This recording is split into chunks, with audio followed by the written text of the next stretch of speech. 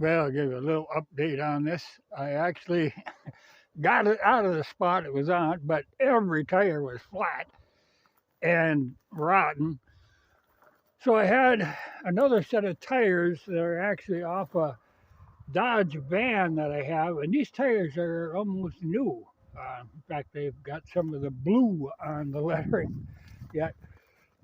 But I had a full set of them, and the Dodge ain't going anywhere. So I thought, okay, you can switch some tire, their rims, bolt patterns are the same on Ford and Dodge. And you sometimes run into trouble with clearance with disc brakes, but the Dodge had discs in the front, and this has got discs in the front, so the rim's cleared. And I had hoped to pull the oil pan, but this is when they were doing a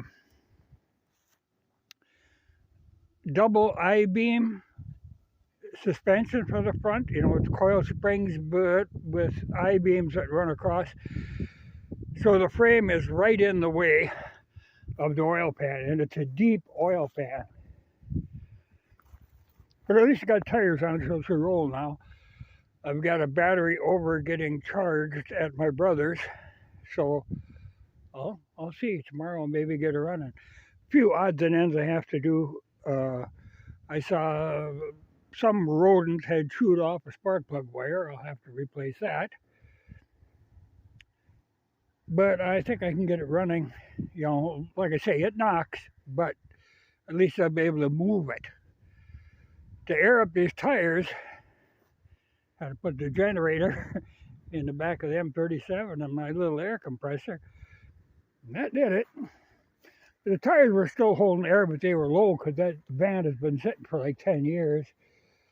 But I'll show you. So, like I say, these tires are in good shape. But this is the ones that came off it. And the funny part, they're just rotten. But that tire was new when I parked it.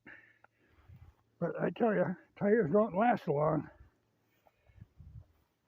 if they're just sitting, especially if they go flat, they just crease up. But these are all holding air yet. And I like these tires. Like I say, I was running them on a 3/4 ton van, a Cooper. So that's, at least you'll be a little more mobile. If I can just get that motor running. I had a kind of a dead, the battery that I put in there was really kind of dead. But at least it clicked the starter, so, and the key was in there yet. That's a mistake a lot of times people make, is they'll pull the keys out and then lose the key. Well, I got the key yet. So tomorrow, we'll see if we can get her to run. And as long as she don't throw the rod through the block. But I wish I could pull an oil pan off, but you got to pull a motor. That's just a design thing. Some stuff you can do it, some stuff you can't. This one you can't. You got to pull a motor.